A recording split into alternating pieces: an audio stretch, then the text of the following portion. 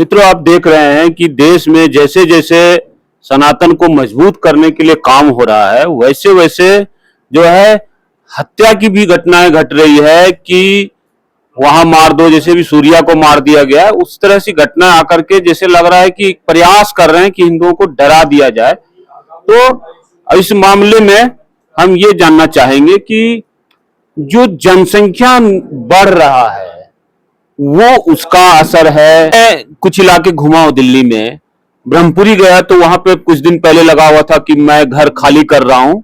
तो जब मैंने स्टोरी तैयार की तो ये निकला कि वहां पर एक गोली चली थी दंगे के समय, पिछले साल जो दंगा हुआ था।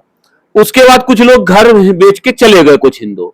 जब तक वो थे तब तक मसला ठीक था, और जैसे वो बेच के गए और लोगों को परेशानी होने लगी। सही मायने में बताऊं, गुरुजी ने बोला जो हिंदू मुखर नहीं है तो राष्ट्र प्रखर कैसे हो सकता है।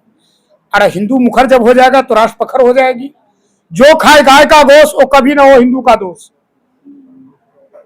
और हम हिंदू को जगाने का काम करते हैं और करना भी चाहिए। आपने जो भी प्रश्न किया ब्रह्मपुरी के लिए, सच मायने में जैसे मुझे किसी मुसलमान ने तंग किया और ये देख रहे हैं, ये जैसे बाहर निकलना चाहते हैं इनके परिवार बच्चे दबाव में ला देते हैं, हमें क्या लेना देना है।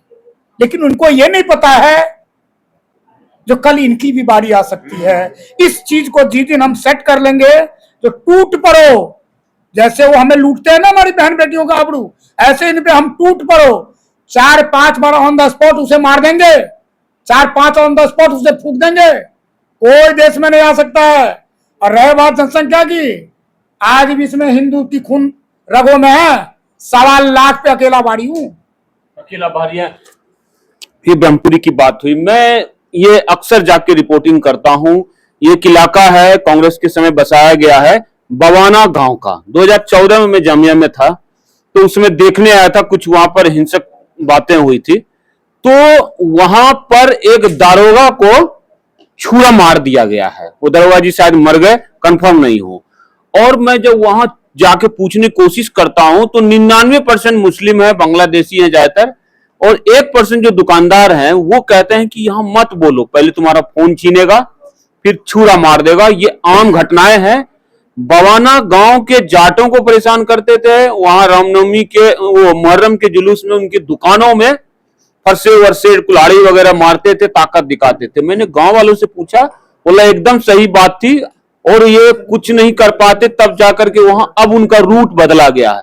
लेकिन जनसंख्या तो वही है, थोड़े से उस गांव के जाट बच गए, बाकी तो वहां पर भोग ही रहे।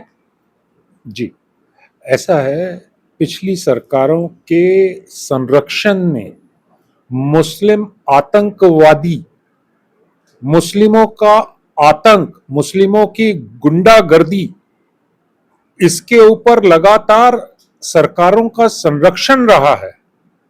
सरकारों ने तुष्टीकरण की राजनीति के चलते हुए मुस्लिमों को गुंडागर्दी करने की खुली छूट दे रखी थी।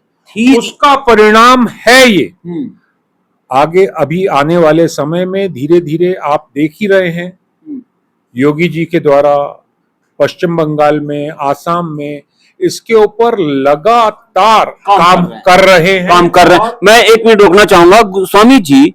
जो बवाना जेजे कॉलोनी अगर कभी नहीं गए हैं तो एक बार जाएं, वहां पर इतना बड़ा बसाया गया है वो। और जो 10% जो हिंदू उसमें है, कोई किसी को मिल गया, मतलब सोचिए नरक भोग रहे हैं वो। और उसको क्यों नहीं उजाड़ा जा रहा उस कॉलोनी को? कम से कम 5 से 10 लाख वहां मुस्लिम है।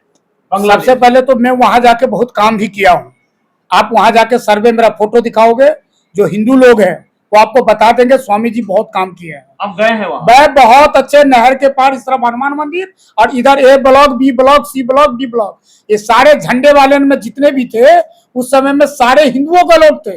मैं बता रहा हूं आपको, उसमें 80% हिंदू भाई थे मेरे, जो दलित, वंचित, पीड़ित, शोषित, ट्रेवलर, ये सब लोग थे। बिहार के, उत्तर प्रदेश के, सीमांचल के, नीलांचल के लोग थे। जो झंडे वाली में पहले जहां आरजी कॉम्प्लेक्स बनिया पहाड़गंज में, यहीं के सब हिंदू थे, वो गरीब लोग थे। उनको उस समय में यहाँ से लाला देकर ले जाया गया वहां पे। जब वहां गए तो वहां ऑलरेडी जैसे 20 हिंदू घर अलॉट हुए, तो वहां 10 मुस्लिम को वो पीछे से देना शुरू कर दिए। धीरे धीरे क्या हुआ, जब मुसलमान जहां बैठ जाता है जिस गली में, वहां से हिंदू ऑलरेडी जाना शुरू कर देता है।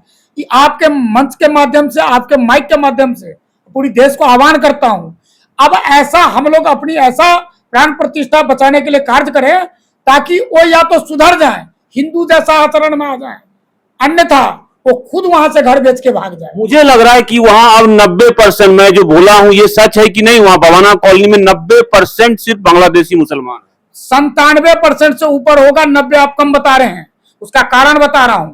और सारे छुरी मार, चाकू मार, जितने गंदगी गालियां, वहां से बहन बेटियां मजदूर वहां भवाना फैक्ट्री इंडस्ट्रियल एरिया से जाते, वो लोग कुछ काम नहीं कर पाते हैं। इस तरह का वो लोग का दहशत है, आतंक है।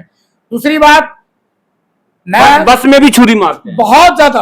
और मैं, ये केंद्र शासित राज्य है, केंद्र की सरकार चल रही है, हमारी सरकार अच्छा काम कर रही है, नेशनल लेवल पे भी, दिल्ली में भी अच्छी कर रही है, लेकिन और थोड़ा सा पुलिस प्रशासन का मुस्तैदी जरूरी है। अगर रोहिंग्या को देश से भगाना है, हम अपने भारत के मुसलमान के खिलाफ बात नहीं कर रहे हैं। हमको तो उसका मुल्ले जो आया लुंगी टोपी वाला, उसे हमें वहां भेजना है जहां से वो आया है। तो क्या इसको उजाड़ा नहीं जा सकता जे कॉलोनी भवाना को? इच्छा शक्ति होनी चाहिए। 1 घंटे के लिए आप सीएम बनाइए, दिखाते हैं कैसे निकालते हैं, पूरी बुलडोजर चला देंगे।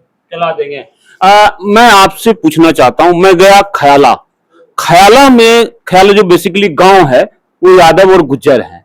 वहां मतलब इतनी खराब स्थिति है, पिछली बार जब ईद था, ईद के दिन ही उनका पड़ गया था हमारा दशहरा का, तो माइक पुलिस एसएचओ बुला करके मंदिर की जो है आवाज कम की गई। और जब मैंने पुजारी से इंटरव्यू लिया तो बाद में रो करके मुझे फोन किया कि प्लीज हमें यहां जीने नहीं देंगे, आप यहां पर से ये वीडियो हटा लीजिए। उसके बाद किसी तरह एक त्यागी जी मिले बोलने के लिए, दुकानदार, उन्होंने ये कहा कि जो है यहां पर लब जहाद करके कई लड़कियां हिंदू सिखों दोनों के लिए गए हैं। उसके बाद वो भी रोने लग गए, बोले ये वीडियो हटा लीजिए, क्योंकि मेरे सामने उससे भी बदतमीजी कर रहा था।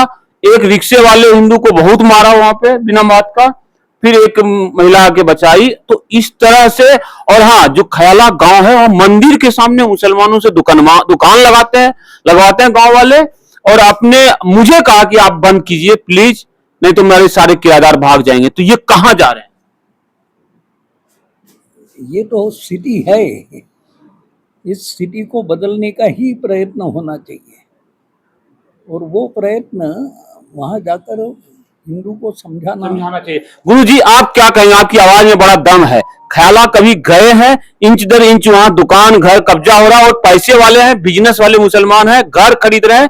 1 लाख का घर 1.25 लाख में, 1 करोड़ का घर 1.25 करोड़ में खरीद रहे हैं। एक तो न्यूज के माध्यम से एक आध्यात्मिक बोध वाली बात भी बताऊंगा।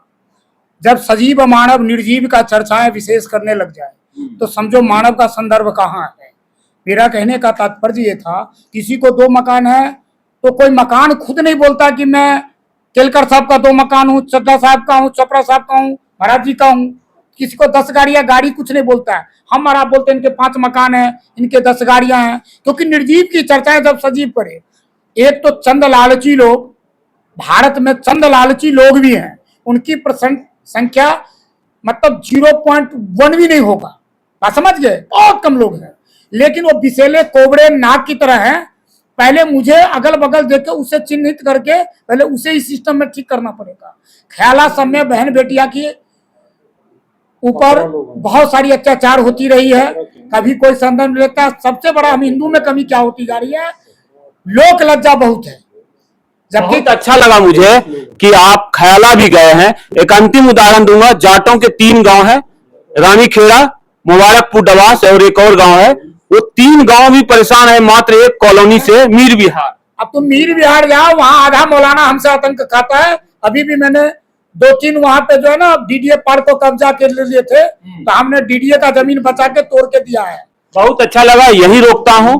मेरे जो सवाल होते हैं जमीन से जुड़े हुए, और चूंकि मेरे मतलब जमीन पे जाता हूं तो छुरा ही सटा देता है, तो मेरी जिंदगी भी खतरे में है। अगर कोई मुझे सुरक्षा दे तो मैं गारंटी से दिखाऊंगा कि मोदी जी, अब इस वीडियो को देखिए, दिल्ली के 40% इलाकों में हिंदू गुलामी की जीवन जी रहे हैं। मैं सबूत दूंगा, इतने सबूत, हजारों सबूत, कि आपको लेकिन सुरक्षा देनी पड़ेगी। तब तक के लिए इस इंटरव्यू को यहीं रोकता हूं। धन्यवाद।